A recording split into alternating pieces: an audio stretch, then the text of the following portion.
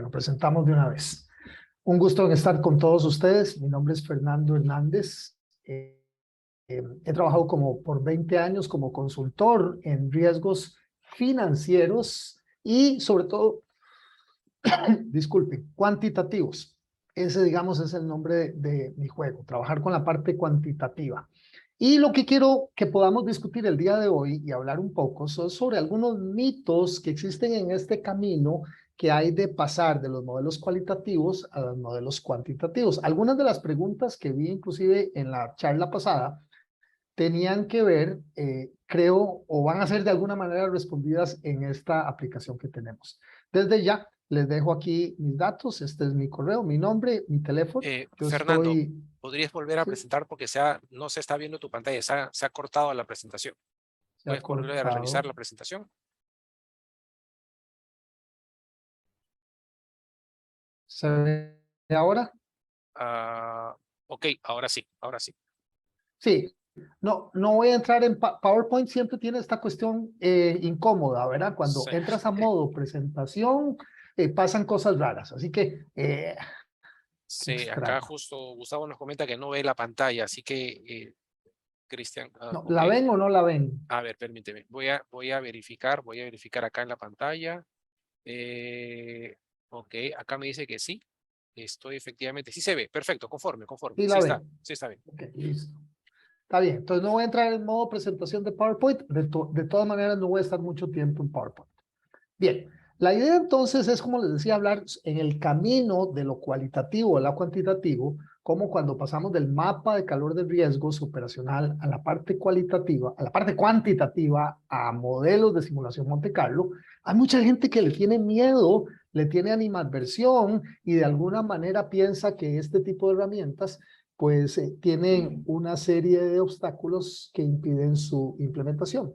Al respecto de eso, mi presentación va a girar en torno a una serie de grandes temas. Vamos a hablar sobre esto de las matrices de riesgos versus la simulación Monte Carlo.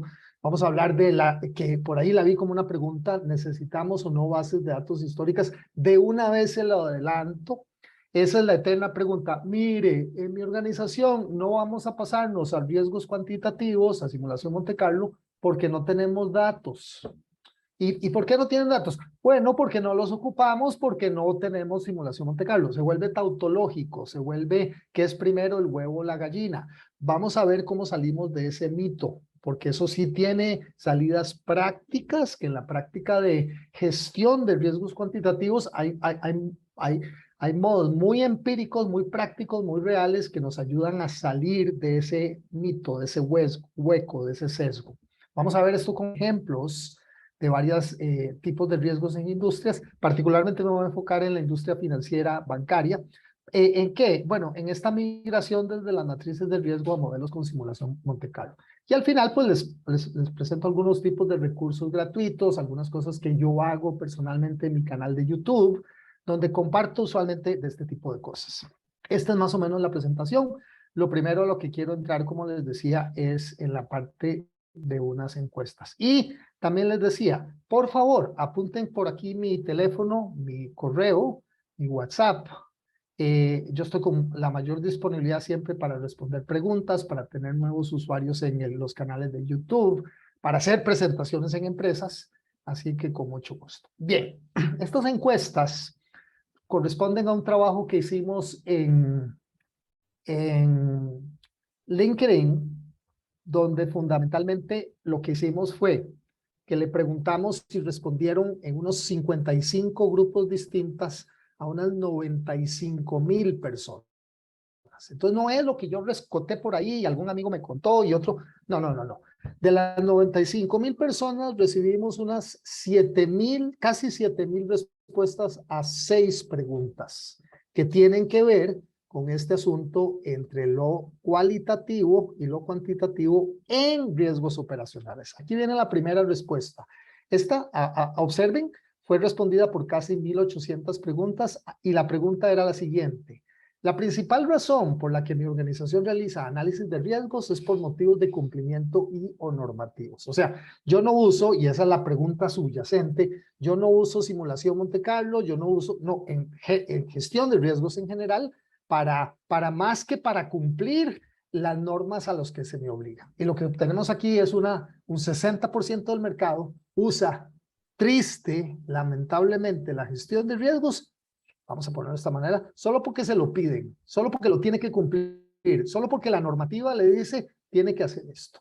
Lo que me habla de una potencialidad de que en 3 de cada 5 empresas, en términos generales, hay potencialidad, de lo mismo que veíamos en la conferencia pasada, a convertir la gestión de riesgos en lo que verdaderamente es una herramienta para la toma de decisiones y el devenir estratégico de las organizaciones.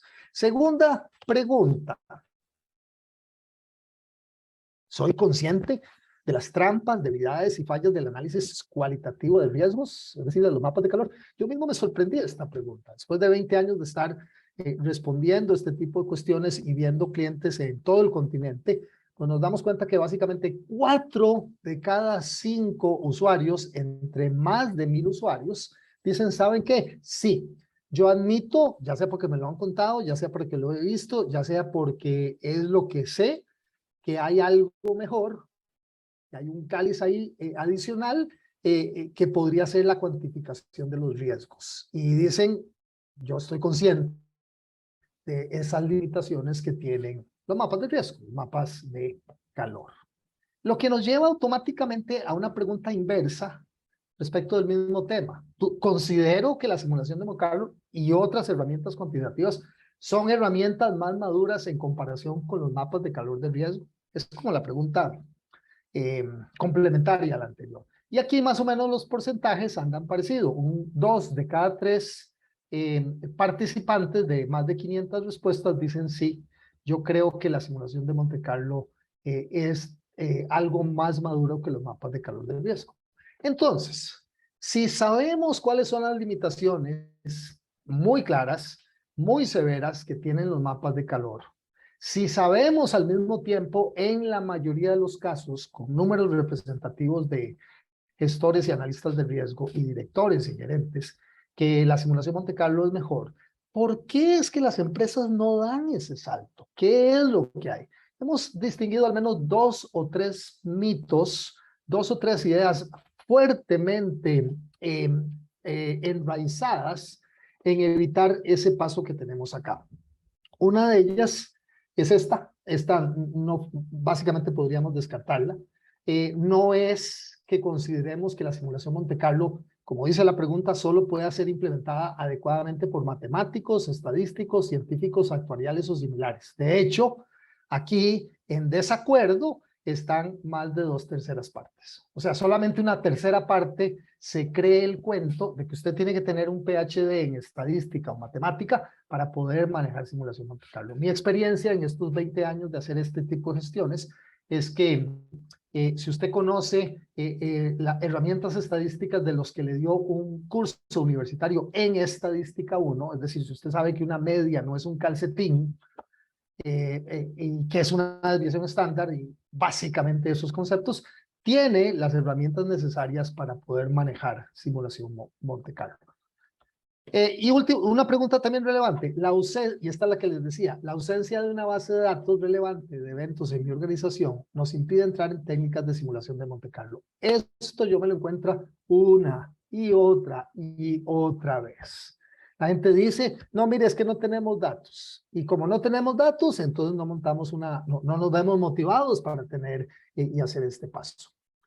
Yo voy a demostrar que esto no es cierto. No es que usted no tenga datos. ¿Acaso cuando usted estructura un mapa de riesgos, una matriz de calor, no está pidiendo datos?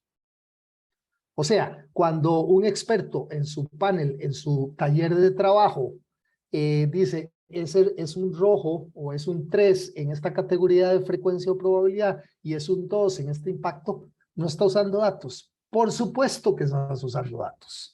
Estás usando los datos del experto, que de una vez de previo está asignando en una celda de mapa de calor de una manera, eso sí, no cuantitativa, sino una calificación de previo, en donde es que yo quiero categorizar tal evento. Quiere decir que el dato existe. Ahora, el dato no necesariamente existe en una base de datos y eso es probablemente lo que se quiere implicar, donde sea estadísticamente significativa, es decir, haya 20, 30, 50 instancias del mismo tipo de riesgo como para poder, digamos, inducir o implicar una distribución de probabilidad. Eso es harina de otro costal. Pero además de esto, uno de los mitos en los cuales esto podemos decir que es fácil de salir, es que en la misma gestión de simulación Monte Carlo, y más de ustedes, más de uno de ustedes, estoy seguro que lo conoce, saben de distribuciones de probabilidad que sin necesidad de tener datos históricos, es decir, sin necesidad de que usted tenga que calcular una media, una desviación estándar para una log normal, o una media y una desviación estándar para una normal, usted puede preguntarle a un experto, deme por favor un mínimo, deme por favor un máximo, deme por favor un más probable respecto del dato o del fenómeno que queremos evaluar. Y estás pidiendo los datos, nada más que no los estás pidiendo, no los estás sacando de una base de datos dura. La estás sacando, al igual que de un mapa de calor, de la mente del experto. Entonces, cuando nos vamos al mapa de calor y posicionamos 4 de nuestros riesgos en esta posición amarilla, de impacto crítico y probabilidad posible, y aquí hay 4 riesgos, como que aquí en ocasional y mayor hay 3 riesgos, pues ni para qué empezar con los problemas que este mapa de calor tiene al respecto de su categorización. Algunas de las desventajas o de las deficiencias a las que nos referimos anteriormente tienen que ver con respecto al hecho de que tales matrices, por ejemplo, no toman en cuenta el conocimiento disponible. Es decir, cuando yo asigné alguno de esos 4 riesgos acá, de ninguna manera estoy asignando por qué esa posición es mejor o peor que otra. Porque la información que estoy transmitiendo no es necesariamente fidedigna. ¿Y por qué? Bueno, porque precisamente yo estoy ignorando la incertidumbre. No es cierto que cuando yo ponga un impacto y un riesgo en esta casilla en amarillo, se mueva ingenuamente, solo se posicione en esta casilla en amarillo. Esto podría moverse hacia crítica o hacia catastrófico en cualquiera de los dos lados, con diferentes magnitudes de incertidumbre. Esa ingenuidad de querer asignarla deterministamente solo porque no tenemos riesgos en una casilla, pues paga un precio alto a la hora de asignar esos elementos de riesgos acá. Uno de los puntos importantes que yo siempre enfatizo son estos.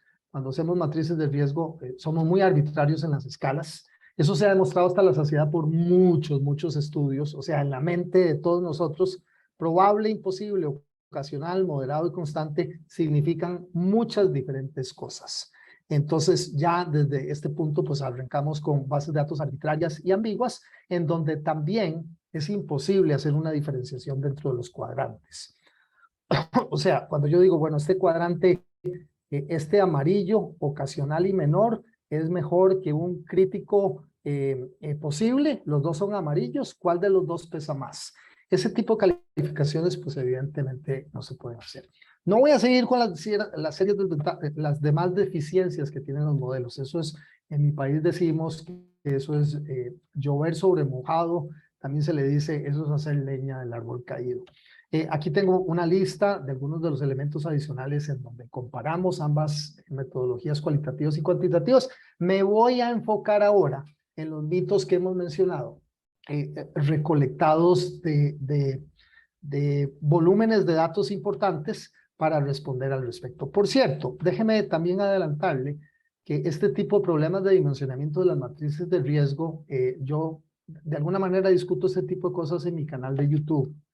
Tengo un canal de YouTube,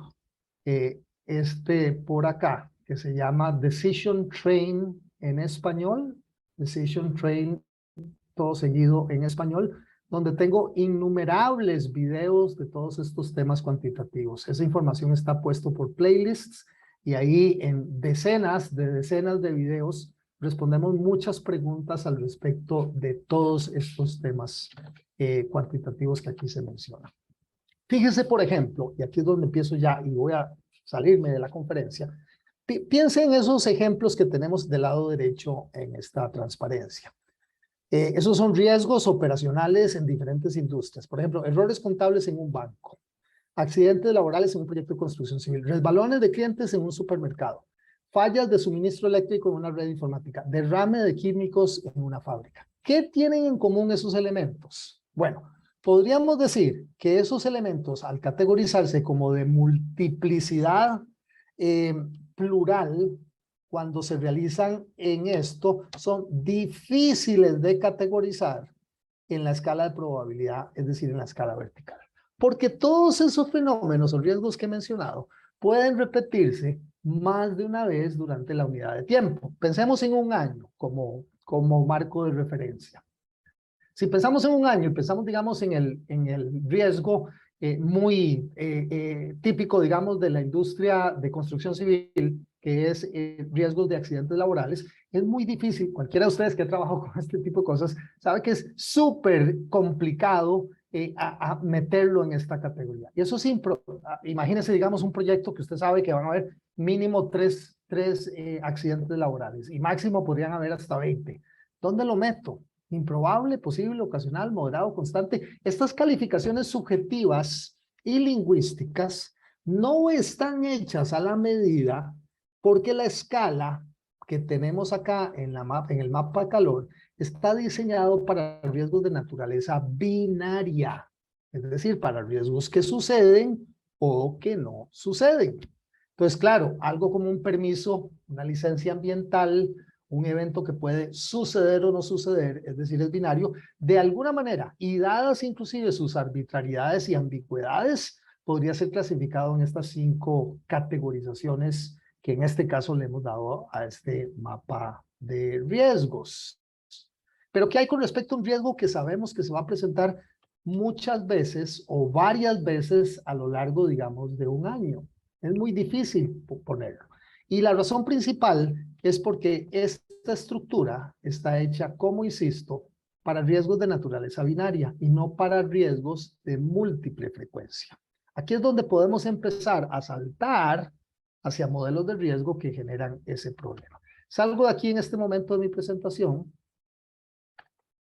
A ver, come on. Salgo de acá. Y voy a irme al Excel. Fíjense que en el Excel, en este caso, he puesto acá un software que hemos desarrollado sobre Excel que se llama Easy Risk Quantum. Easy Risk Quantum es una plataforma que esencialmente lo que permite es que yo pueda generar simulación Monte Carlo encima de mi Excel. Algunos de ustedes, por ejemplo, conocen el AtRisk.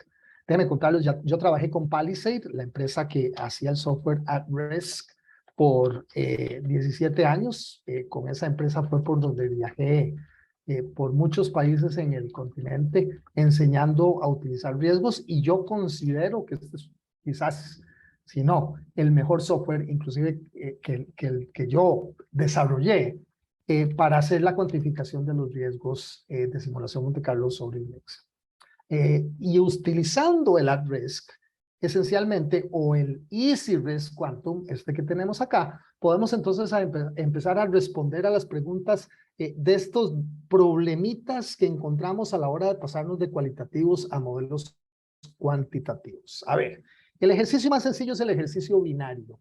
El ejercicio de los riesgos, que un riesgo puede suceder o no. Esa traslación del cualitativo al cuantitativo es sencillo. Si yo tengo un riesgo cuya probabilidad es del 20% de que suceda, de que se llegue a acaecer, pues yo puedo insertar una distribución aquí que funcionaría como cualquier otra función de Excel, con una función que empieza como cualquier otra función de Excel, en este caso IZ de Easy Risk, y digamos podría introducir una función binaria. La función binaria es la típica Bernoulli, que hace referencia al 20% que tenemos acá y que me va a articular ese riesgo. Ahí lo que me dice es que yo tengo un 80% probabilidad de que ese fenómeno no sucederá, es decir, tendrá un 0, y hay un 20% probabilidad de que esa celda tendrá un 1, es decir, de que sí sucede.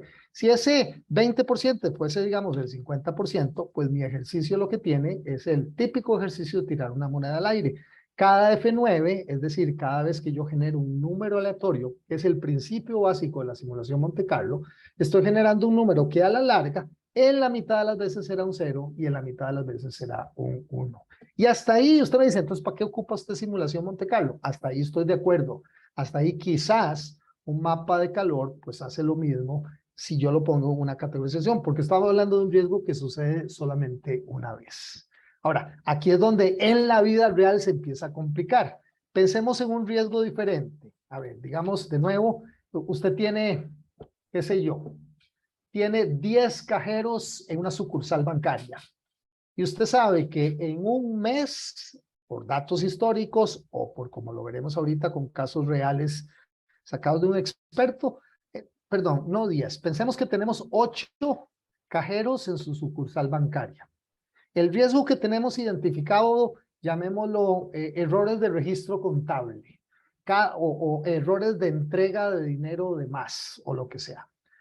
Si sabemos que la probabilidad de que cualquiera de los 8 cajeros entregue más o menos dinero a los clientes y se equivoque en esas pérdidas es del 10%, pues este riesgo sería muy fácil de categorizar si fuera binario. Pero no es binario porque usted tiene 8 cajeros más o menos con igual capacidad de capacitación,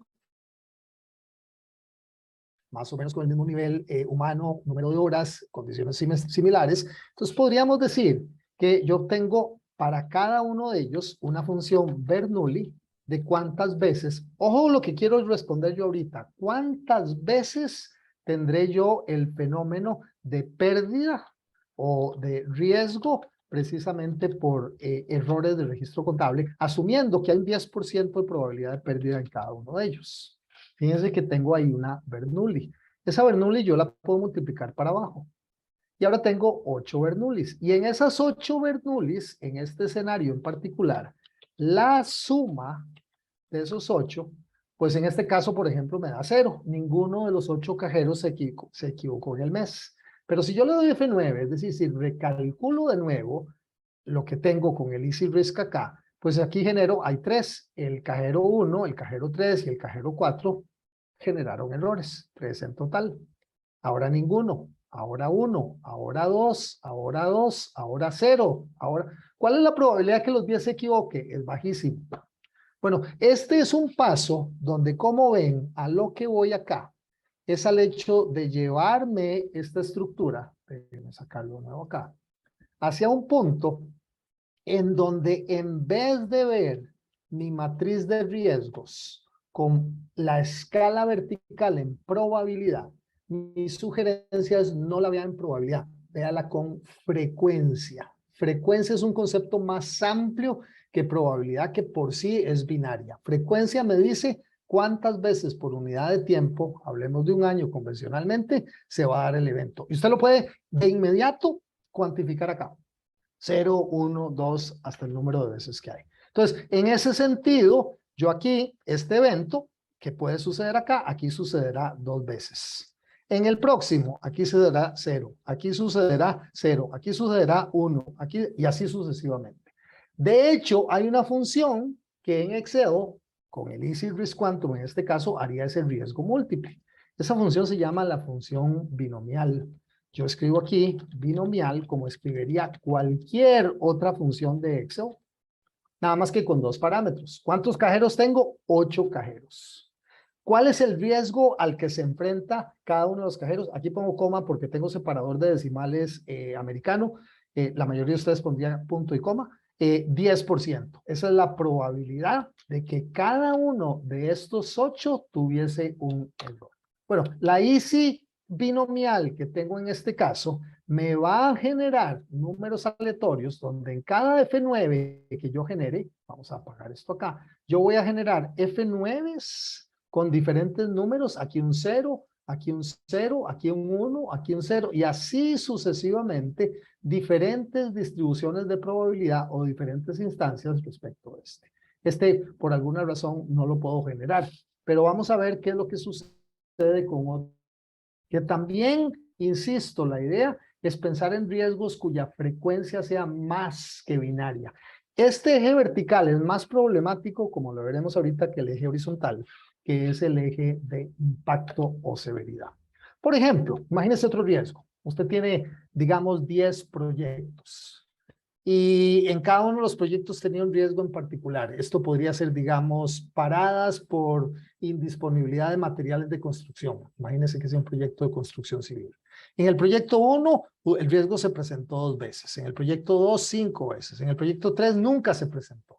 En promedio, 3,4 veces el riesgo se presentó. Este es mi promedio. Eso permitiría construir una distribución de probabilidad para riesgos múltiples con solo ese promedio, aun cuando el promedio no sea un promedio con un número entero. Yo podría escribir Easy Poisson, que es una distribución que ha incorporado el Easy Risk, haciendo promedio a 3,4. Ese es el número de veces promedio que genera esto. Esto generará esa curva.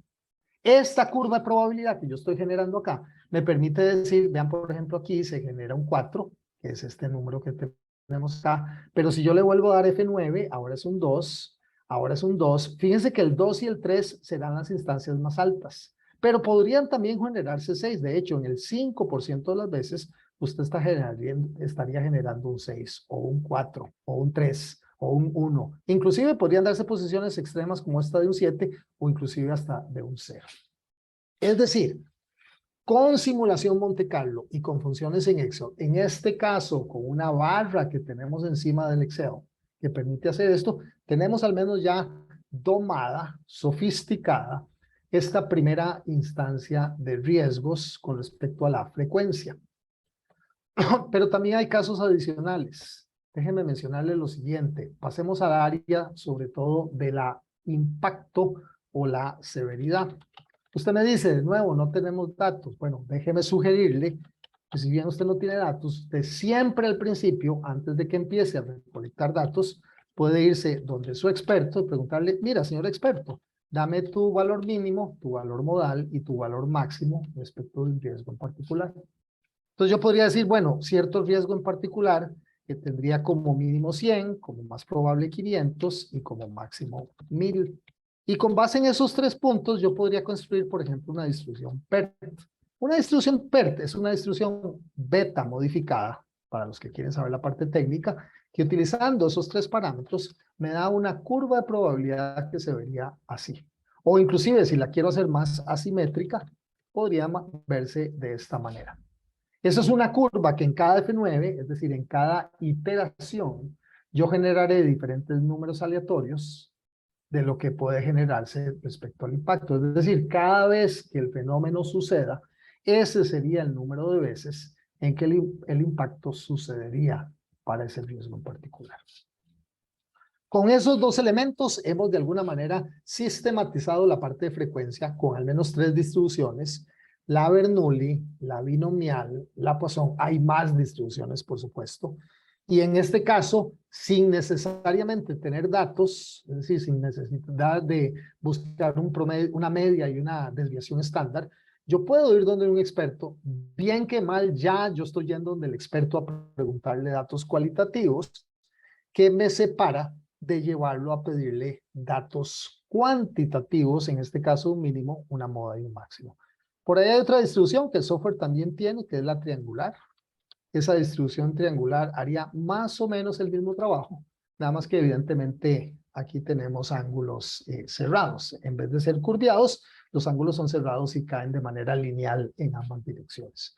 Hay ciertas ventajas de utilizar las PERTs con respecto a las triangulares cuando los datos suministrados son el mínimo, la moda o más probable, y el máximo, para que en ausencia de datos podamos generar números aleatorios. Y ahora sí, con estos 2 elementos en común, una frecuencia y una severidad o impacto, básicamente que es el efecto de pérdida que tenemos, podemos pasar a construir un modelo. Déjenme mencionar y hablar de un modelo aquí rápido que podríamos armar. Entonces, aquí tengo un modelo demo para una institución financiera que está utilizando, por ejemplo, la estructura de Basilea, es decir, la calificación que Basilea hace, Basilea 2 y 3, para la cuantificación de los riesgos. Entonces, por ejemplo, si yo me vengo aquí en estas 4 pestañas, nos vamos a ver la parte referencial, la parte Vamos a ver, aquí, ref 1. Sí, ref 1, aquí lo que tengo son los diferentes categorías de riesgo que utiliza el estándar de Basilea. Basilea me dice, mire, clasifique todos los riesgos a nivel, algo que usted podría llamar, digamos, de nivel 1, que es fraude interno. Todos estos son fraudes internos. Y hay un fraude interno, a su vez hay una categoría 2 dentro de fraudes internos. Hay una que se llama actividades no autorizadas, actividades no autorizadas, actividades no autorizadas. Estas tres pertenecen a fraude interno. Y estas tres en particular, 111, 112 y 123, son las que respectivamente pertenecen a actividades no autorizadas, que a su vez pertenecen a fraude interno. Eso es una calificación, es una manera de estructurar los riesgos. Existen evidentemente miles, cada empresa y cada ente supervisorio puede tener sus diferentes reglas. Ojo que esto es todavía en Excel. Nada más que con base en esta estructura, hemos creado aquí, digamos, un registro de riesgos. En este caso sí hay información histórica. Y este registro de riesgos, con el cual estoy seguro que muchos de ustedes están familiarizados, tiene, por ejemplo, en este ejemplo, 1117 eventos de riesgo clasificados según el detalle de Basilea, y cuyas fechas están en este caso desde como el 2015, es más, aquí podríamos ordenarlos, no hay absolutamente ningún problema en ordenar la información. Esa es una de las bellezas de trabajar con datos, ¿verdad? Que uno podría poner esto y ordenarlo, digamos, por fecha del evento. Vea, tenemos eventos desde marzo del 2015 hasta marzo del 2020. Y tenemos todos estos 1100 y tantos eventos clasificados con su pérdida bruta, si hay cierta recuperación, su pérdida neta. Y aquí tenemos, por ejemplo, a cuál es la categoría. Por ejemplo, aquí hay un riesgo que se llama riesgo de subcontratación, la categoría 761, que a su vez, 761, digamos que yo la podría clasificar en vez de 761, que sea 762, litigios con distribuidores, que a su vez pertenece a la misma categoría de distribuidores y proveedores, que a su vez pertenece a ejecución, entrega y gestión de procesos. Es decir, con solo que yo clasifique un riesgo acá en el nivel de detalle, el nivel 3, y le cambie a cualquier otro, pues, bueno, este caso no tiene. Manipulación del mercado, pertenece a esta, pertenece a esta. Es simplemente un registro de riesgos. Y en este caso estamos llevando el registro de riesgos con Excel. Con esta estructura, llevémosla y creamos ahora un modelo. Es lo que estamos haciendo acá. Vean lo que tenemos acá. Esto es puro Excel. Imagínense que de esos 1117 eventos, yo podría decirle a la plantilla Excel, que es una plantilla pues muy elaborada, o algo elaborada, ve, yo quiero que me veas todos los riesgos de fraude interno. Todos los riesgos de fraude interno, que es la primera categoría de las 7 que tiene Basilea, para todas las unidades. Igual yo podría decirle, no, mira, solamente a los de finanzas y contabilidad. Por ejemplo, los eventos de fraude interno de este registro de riesgos que tenemos, que pertenezcan a esa categoría 1, de la unidad de finanzas y contabilidad, para ese periodo, desde el 2015 hasta el 2020, son 45 eventos. Y esos 45 eventos de esta categoría, el software tiene la capacidad, como tiene los datos, como tiene la pérdida, decirme, mire, 45 son aproximadamente 5 años, quiere decir que son aproximadamente 9 eventos por año. Pero no solo eso, voy a quitar este gráfico, sino que yo le puedo decir a las pérdidas medias, las pérdidas de cada uno de los eventos, en promedio serían de 395. Para calcular, por ejemplo, una pérdida según la distribución que típicamente se usa en riesgo operacional, que es la distribución log normal, fíjense que lo que tenemos aquí es una distribución log normal, yo necesito calcular una media, que está calculada aquí en una función de Excel, y una desviación estándar, también calculada con una función Excel. Con estos dos datos automáticamente calculados, puedo entonces decirle al EasyRisk Quantum, vente acá y me generas entonces, digamos, veamos los gráficos de ambas dimensiones. La dimensión frecuencia, que me lo trae una Poisson, ya vimos la Poisson, me dice cuántos eventos por unidad de tiempo sucederían. Aquí es un 9, pero podría ser un 13, aquí podría ser un 12, 10, etcétera. Vean que en promedio son 9.27 eventos por año. Si usted tiene 45 eventos entre estas dos fechas, ese es el número de eventos por año. Y la pérdida neta por evento se le va a ver como esta log normal típica. Es decir, una media y desviaciones estándares que muchas veces para riesgos operacionales serán muchas veces mayores e inclusive tan iguales o mayores que la misma media que tenemos. Bueno, ¿qué hace el Easy Risk? El Easy Risk hará esto muchas veces. Aquí me genera un escenario. Aquí hay 4 eventos de 201 pesos cada una. En el próximo hay 19 eventos de 766 pesos en promedio cada uno. Realmente va y lo genera individualmente. De hecho, cuando yo me posiciono sobre esta celda, realmente lo que tenemos es una función compuesta, es lo que se llama una función convolutiva, que toma una parte de frecuencia, como cualquier otra función de Excel, y una parte de severidad. La parte de frecuencia, cuántas veces por unidad de tiempo sucede el evento, está acá. La parte de severidad está acá. Y el software lo que va a hacer es una simulación. Una simulación es correr, por ejemplo, en este caso, 10.000 escenarios, es decir, 10.000 recálculos, 10.000 F9, ahí va 1, 2, 3, 4. Lo hace 10.000 veces y los termina. No me voy a demorar aquí haciendo las 10.000 veces, pero una vez que termine las 10.000 veces, me generará sobre esa celda una curva. Y esa curva se verá así. Esta curva lo que me dice es, mira, la pérdida operacional, bueno, aquí lo hicimos para todos los riesgos. De hecho, ese escenario habría sido hecho, déjenme verificar esto, habría sido hecho acá para todas las categorías, si ya me acuerdo. Es decir, cuando esto hubiese sido para todas las categorías de riesgo, para todas las unidades del banco, serían 223 eventos de riesgo por año. Con esta media y esta desviación estándar, me daría un riesgo que cuando yo le saco el histograma, después de la simulación se vería así. Y aquí tengo puntos interesantísimos, y realmente no es para ese, ahorita no me acuerdo cuál fue, pero lo que sí podría hacer es una simulación. Yo le puedo decir al software, mira, para todas las, como el ejemplo que habíamos dicho, hágame para fraude interno, fundamentalmente para la unidad de finanzas y contabilidad, estos 9,27 eventos, y simúlame unos, vamos a hacerlo más rápido, solamente unos 1000 escenarios. ¿Qué empieza a hacer el software aquí? Empieza a generar una serie de 1000 escenarios distintos, donde en cada uno de ellos va a sacar la frecuencia de los eventos, y si me generó 15 eventos, a cada uno de los 15 eventos le genera curvas distintas de severidad. Eso es lo que se llama una convolución. O sea, no multiplica frecuencia por severidad, no, genera primero las frecuencias y una vez para cada una de las frecuencias le genera respectivamente el número n de severidades distintas. Y una vez terminadas las 1000 iteraciones, yo puedo sacar un histograma. Y ese histograma se ve así. Tengo la pérdida operacional para fraude interno, calculado en este caso para la unidad de finanzas y contabilidad.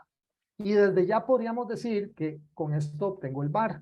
Si a mí, digamos, me están pidiendo el VAR a un 95% de intervalo de confianza, vamos a ponerlo aquí en el primer percentil, y luego el VAR a un 99% de intervalo de confianza, no lo voy a volver a ejecutar. Simplemente lo vuelvo a ver acá.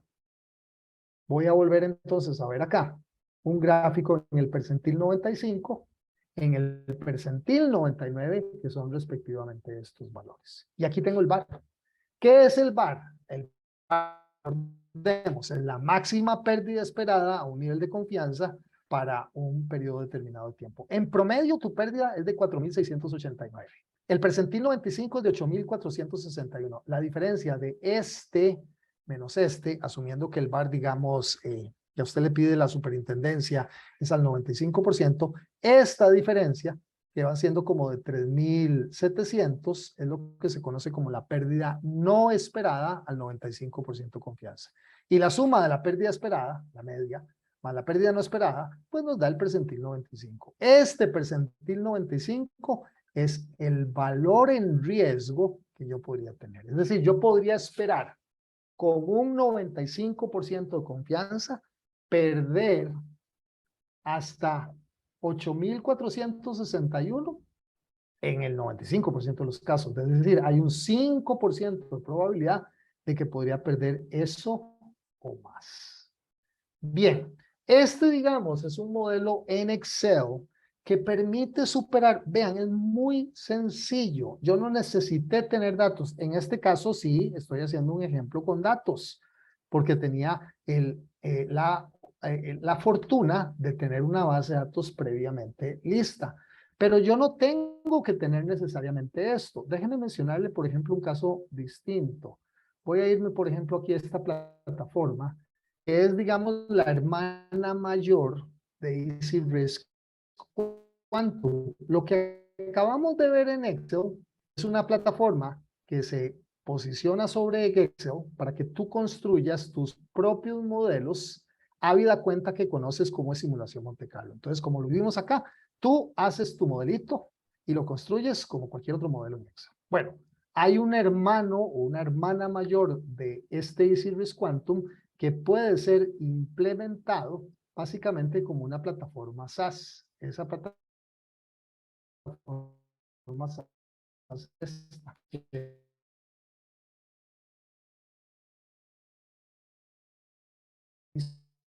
Easy Risk Quantum, Easy Risk Quantum es una forma completa para llevarle el control a los procesos de una organización, las áreas, los usuarios. Fíjense que dentro de eso vienen los procesos que yo defino. Dentro de los procesos, yo también defino, perdón, mis subprocesos. Y aquí hay una serie de subprocesos para un ejemplo, digamos, bancario. Dentro de ello defino mis procedimientos. Esto es todo un mundo. Digamos que es una plataforma para llevar el control de los riesgos con matrices de riesgo. Esto permite sacar KRIs, permite sacar mapas de riesgo, permite sacar los mapas de calor, permite generar correos de seguimiento y de control de cumplimiento a toda una estructura de un ejemplo. Ese no es mi enfoque no es un demo del software. Mi enfoque es irnos a la parte de acá, de lo que haríamos cuando pasamos a simulación Monte Carlo. Ojo que el diferenciador principal de mi presentación ha sido de llevarlos a ustedes desde modelos cualitativos, señalando pues sus popularidades, pero también a su vez señalando algunas de sus particularidades y desventajas, hacia modelos cuantitativos con simulación Monte Carlo. Fíjense, por ejemplo, en esta lista de riesgos. A ver, antes que eso, recordemos que aquí en evaluación de riesgos hay 69 riesgos previamente identificados. De hecho, lo que tenemos aquí es la lista de Basilea. La 111, operaciones no reveladas, la 112, y así sucesivamente. Cada una de esas riesgos viene asignados a un proceso, un subproceso, un procedimiento, a diferentes niveles de Basilea 1, 2 y 3, a un área, un tipo de causa, un tipo de efecto. Todo eso viene súper bien definido. Pero llega un punto donde yo tomo cualquiera de esos riesgos, tomamos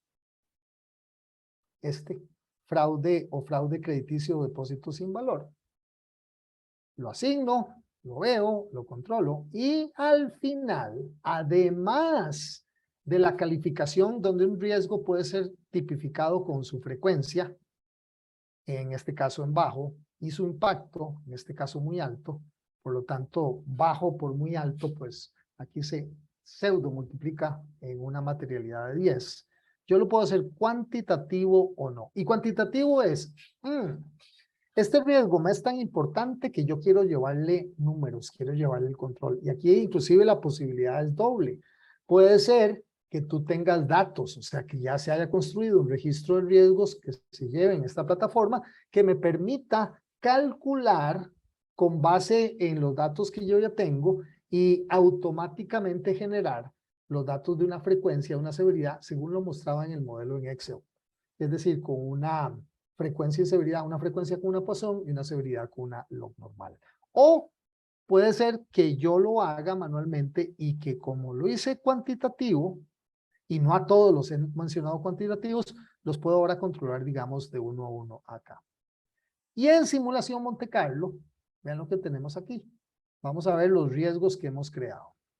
De los 69 riesgos que hay 24 que son riesgos que los volvimos cuantitativos. El previo que vimos, que era este, fraude crediticio, fíjese que en el instante en que yo entré, ahí se generaron 100,000 iteraciones de este riesgo. Y yo de una ya puedo ver cuál es su cuantificación con su VAR. El VAR de este riesgo es un VAR de 623,000 pesos.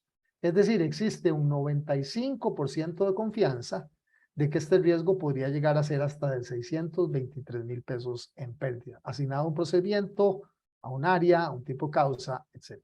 Pero aquí viene la parte más interesante, que es donde uno podría asignarle números, donde esto se vuelve cuantitativo, donde ya no es asignarle un verdecito o un amarillito o una materialidad, nada, porque eso es muy cualitativo. Aquí usted le dice, mire, este es un evento que yo sé que sucede porque hay datos previos 20.44 veces al año.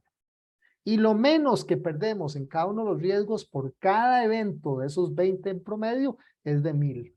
En promedio perdemos 20,000 pesos y como máximo en cada uno de los eventos perderíamos 50,000.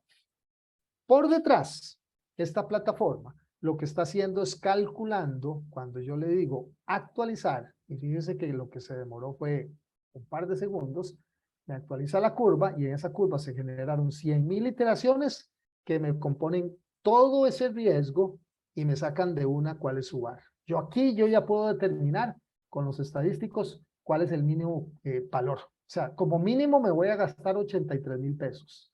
Como máximo 900,000 pesos. En promedio 446,000 pesos. Ya está cuantificado. Y como algo está cuantificado, ya puede ser mitigado, ya puede ser estratégicamente dirigido, ya puede ser de alguna manera priorizado, cosa que la matriz de riesgos nunca puede hacer. En una matriz de riesgos usted no puede priorizar dos que se encuentren en la misma celda, ¿cuál mitigo primero que antes? Y si sumo este y este y este, ¿cuánto me suma? Y eso es lo que vamos a hacer cuando yo me vengo de acá y digo, ¿sabe qué? Ya no quiero ver un riesgo en particular, quiero ver todos los riesgos de una sola. Yo me puedo venir aquí a Simulación Monte Carlo y decirle al software, mira, quiero que me tomes este riesgo, fraude interno, quiero que me tomes este riesgo y este riesgo, digamos cualquiera de los 4 que tenemos. ¿Ok? Y esos 4 que he señalado, yo quiero que ahora simules sus resultados. Entonces, se toma un par de segundos para el software simular los resultados y sacarme lo que se llama la curva agregada. Esos 4 riesgos que yo he agregado aquí, aquí se suman y de una obtengo yo sus valores estadísticos. Ya sé, por ejemplo, en promedio, cuánto perderé por esos 4 riesgos. Cuánto será mi máximo, cuánto será mi pérdida no esperada al 95%. Y también yo podré venir aquí y sacar, y esto es súper interesante, esto es de los gráficos que más me gustan a mí, digamos al nivel del 90%. Fíjense que de una el software me va a sacar acá las curvas de aquellos gráficos seleccionados. Aquí quedaron 3. Probablemente el otro es muy chico o quedó, digamos, metido detrás de otro. Hagamos todos de una sola vez más bien. Vámonos para todos los riesgos, simule todos, es decir, los 24 que tenemos y los sacamos acá. Y el software de aquí me permite sacar, digamos, al percentil 90 la estructura de los riesgos. Con esto estoy terminando mi presentación. Fíjese que aquí lo que el software hizo fue que articuló los 24 riesgos cuantificados y me los puso con tamaños de burbuja. Esos tamaños de burbuja en el eje X, estamos midiendo la magnitud individual de cada uno de los eventos de pérdida. Por ejemplo, esta gran burbuja azul, cada una de ellas tiene en promedio, no en promedio, en su percentil 95, un impacto de pérdida de 60,662. Y sucede en promedio 32 veces por año. Cuando yo convoluciono ambos elementos, creo un riesgo cuya magnitud al percentil 90 es de aproximadamente 1.259.000. O sea, hurto y robo, eso es lo que en su percentil 90 significaría en lo que llamamos el horizonte de riesgos. Es decir, la universalidad relativa al tamaño de todos mis riesgos. El segundo más grande podría ser este, con 966,000. El tercero podría ser este, bueno, este más bien es el segundo, 991, 966. Quizás este es de mayor frecuencia, pero de menos severidad o impacto individual. Ven, estamos usando los mismos dos ejes. El eje horizontal para dimensionar la magnitud del riesgo. El eje vertical para dimensionar la frecuencia del riesgo. Ya no probabilidad, sino frecuencia, que es un concepto, probabilidad del cual queremos alejarnos. Queremos pensarlo en términos de veces por año, veces por unidad de tiempo, que permite entonces de una manera muchísimo más clara priorizar. Y ahora sí, usted ya sabe cuáles riesgos enfrentarse a diferentes niveles de probabilidad. También yo puedo tener dinero y poner, digamos, hacer reservas, porque si yo sé, digamos, acá que podría gastar hasta 10 millones de contingencia, yo puedo de una saber cuál es el porcentaje que estoy cubriendo con un nivel de contingencia. Por ejemplo, con 9 millones de dólares de contingencia de reserva esperada, yo estoy sabiendo que estoy cubriendo el 94% de las pérdidas esperadas totales de esta cartera agregada de riesgos. Eso es lo que les he querido compartir, básicamente como para decirles, vean, esto de simulación Monte Carlo es sencillo, esto se puede implementar, esto hay por lo menos aquí dos diferentes plataformas en que se puede hacer. Usted lo puede hacer, como diríamos aquí, a pata en mi país, es decir, con simulación Monte Carlo como una barra encima de su Excel. Y esta es una herramienta que se llama Easy Risk Quantum para montar los modelos así, digamos, hechos a la medida, ad hoc, o sobre una plataforma que además de todo lo que trae, pues tiene una plataforma para hacer análisis de riesgos cuantitativos con todo lo demás que se brindan en el análisis de riesgos tradicional. Muchísimas gracias. Yo no llego hasta acá. Quisiera ver si hay algunas preguntas.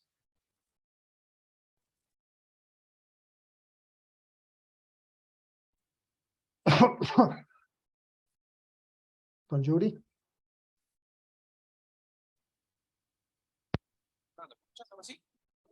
Sí, te escucho bien, bien limitado, como muy lejos. De repente será mi... Permíteme, ahora sí. Ya, Estaba con el inalámbrico suelto. listo. Ok, te comentaba. Bueno, definitivamente estos temas cuantitativos siempre generan muchas inquietudes, y una de las tantas inquietudes que tenemos aquí, vamos a revisar las preguntas que han iniciado desde un inicio, que tenemos de un inicio. Una de las primeras preguntas que tenemos es, hoy se me han subido las preguntas. A ver, dice aquí, la estadística nos da información pasada. Para temas futuros hablamos de probabilidad. ¿Qué podemos ver? Simulación Monte Carlo, perfecto. ¿El mapa de calor se trata del riesgo inherente o residual? Bueno, básicamente aquí podemos hacer un mapa de calor para los dos. De hecho, digamos, en esta plataforma llevamos uno en SAS, una que es mapa de riesgo inherente y otra de mapa de calor posterior o residual. Lo mismo se puede hacer acá, porque entonces yo después de mitigar un riesgo puedo ver ambas curvas. No me da tiempo de verlo, pero entonces tú comparas una curva encima de la otra y puedes entonces comparar y calcular, que eso es súper interesante, cuál es el valor de mi mitigación. A veces, en mi país decimos, a veces sale más caro el caldo que los huevos. Es decir, vas a comprar una mitigación muy cara, un seguro muy caro, para algo que no necesariamente necesita ser confiado, o al contrario. Es lo mismo acá. Es decir, aquí podemos hacer análisis en cualquiera de las etapas de calificación de un riesgo.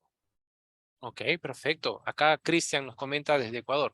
¿Podría ser considerado el riesgo de los ataques de negación de servicio en una organización? ¿Se pueden ver temas Sí, ciberataques? Sí, claro, definitivamente, por ¿no? supuesto. Se Y pueden de considerar, hecho, ajuste la pregunta para terminar, discúlpame. ¿Se pueden sí. considerar como innumerables en un periodo de tiempo, un periodo finito de tiempo?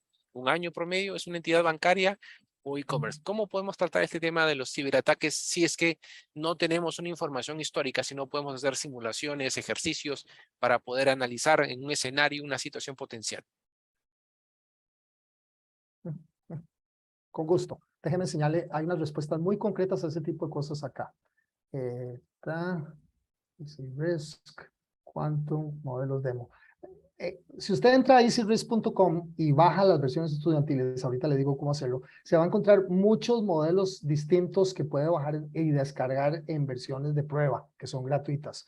Hay, por ejemplo, uno que tengo acá, que tiene que ver con respecto a ciberataques y en términos generales a ciberseguridad. Entonces aquí tengo, digamos, ciberriesgos español en su versión profesional. Este es un modelo que está creado y explicado mientras eso carga. De nuevo, el lugar donde venir es easyrisk.com. Te vienes a Quantum. Y aquí puedes ver, bueno, después de las explicaciones, tú puedes descargar modelos de diferentes áreas, en bancas y finanzas, en seguros. Para cada uno de ellos hay modelos demo, salud y seguridad ocupacional, medio ambiente y responsabilidad, gestión de proyectos, energía, minería y petróleo, ciberseguridad. Este de ciberseguridad es este modelo que tenemos acá, que tiene también la articulación de, por ejemplo, en este caso, 10 diferentes tipos de ataques. Para responder a tu pregunta específica, hay una distribución que yo utilizaría, que es esta, la distribución exponencial. Todo lo que necesitas con la exponencial es una distribución hecha a la medida para fenómenos que se podrían volver infinitos. Es decir, teóricamente al menos, tú podrías tener una severidad que se podría voltear infinita. Es una cosa que se ve así.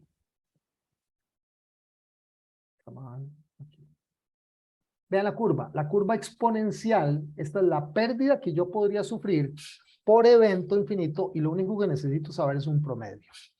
En este caso el promedio es de 800 arbitrariamente puesto. Entonces, si tú pones un promedio de 800 acá, una de las curvas hechas a la medida para recibir el riesgo se llama la exponencial. ¿Por qué? Porque tiene una cola que, como es, se extiende hacia el infinito. ¿Qué es lo que sucede con estos tipos de ciberataques? Esta es la mitad de la ecuación, porque la otra mitad de la ecuación tiene que ver con cuántos ataques por unidad de tiempo se harían. En este caso, esto está siendo, digamos, generado con una distribución binomial. En esta distribución binomial, por ejemplo, se asume que usted tiene 40 servidores, en este riesgo en particular, y en la probabilidad de ser atacado de cada uno de los servidores es del 2%. Entonces, una curva de frecuencia, esta binomial 42%, te crea el número de ciberataques, es decir, la frecuencia, que cuando se lo juntamos con la severidad de impacto, me crearía entonces el riesgo completo, que es el riesgo que vemos encima de esa celda. Entonces yo podría, digamos, aquí articular cómo se vería ese riesgo una vez que tenga este ejemplo. Este ejemplo usted lo puede descargar de gratis del sitio que acabamos de mencionar. Perfecto, perfecto. Acá tenemos otra pregunta de Maribel Ruiz. Dice, si el riesgo inherente se define como aquel riesgo puro, sin controles, bueno, necesariamente riesgo inherente no es el riesgo sin controles, es el riesgo inherente de la actividad. ¿Por qué la probabilidad es determinada a partir de datos históricos si estas probabilidades ya tendrían inmersos los controles por sí mismos? Si entiendo bien la pregunta, tiene que ver como la definición de un riesgo inherente antes y después. Sí, porque dice, ¿por qué la probabilidad es determinada a partir de datos históricos si estas probabilidades ya tendrían inmersos los controles? La Creo que probabilidad... entonces la pregunta está mal planteada, porque precisamente un riesgo inherente es aquel en el cual todavía no hemos planteado controles. Quizás hay una confusión con respecto a definir eso como el riesgo residual, que es en donde ya establecimos los controles. Ok, ¿No crees? Y más bien sí. si me puedes ayudar al respecto, Yuri. Sí, es que normalmente desde el punto de vista de la estimación de la probabilidad, efectivamente, como bien dice Maribel, se aplica la probabilidad sobre la base de las ocurrencias ya materializadas con controles, obviamente, ¿no? Y yo lo que hago, Maribel, es yo determino la probabilidad de ocurrencia tomando en cuenta los eventos con controles. Por lo tanto, la estimación de la probabilidad es una estimación de eventos con controles. Entonces, no habría ese efecto de la diferencia entre lo inherente para este caso porque estamos determinando probabilidad en procesos con controles existentes. Hay otra pregunta de Edith Madrid. ¿Y cómo generar cuando puede ocurrir varias veces en el mismo cajero? O sea, 7 cajeros donde cada cajero se puede equivocar más de una vez. Allí, permíteme contestar, Edith, yo no evalúo la probabilidad del error, yo evalúo la probabilidad de que el riesgo se materialice. Si yo estuviese evaluando la probabilidad del error, pues ahí tendríamos que hacer otro tipo de ejercicio porque estamos estimando la probabilidad de que el riesgo se materialice. No estamos hablando de la tasa de error, sino imagínate, tendríamos que estar midiendo a cada cajero eh, cuántas transacciones hace promedio por día y cuántas transacciones de esas transacciones se equivocan para calcular una probabilidad de error. Eso sería inmanejable. Tendríamos que enfocar sobre la probabilidad de que el riesgo se materialice. Que nos pueda responder. Aló, sí. Ok, entonces vamos a continuar. Otra pregunta más de Gustavo. como base al ejemplo de medir riesgos sin datos duros, ¿cómo sugiere que el dueño del proceso tenga ese porcentaje de impacto? Como base al ejemplo de medir riesgos sin datos duros, ¿cómo sugiere que el dueño del proceso tenga ese porcentaje de impacto? Mi respuesta a eso es usualmente la respuesta retórica. Si tú tampoco tienes datos y vas donde el dueño del proceso y le preguntas, póngamelo en un amarillo, un rojo, un verde, o sea, denle la categoría 1, 2, 3 o 4 y 5, ¿cómo se la está preguntando? Estás haciendo nada más la misma pregunta. Sí. Nada más que si lo quieres hacer cuantitativo,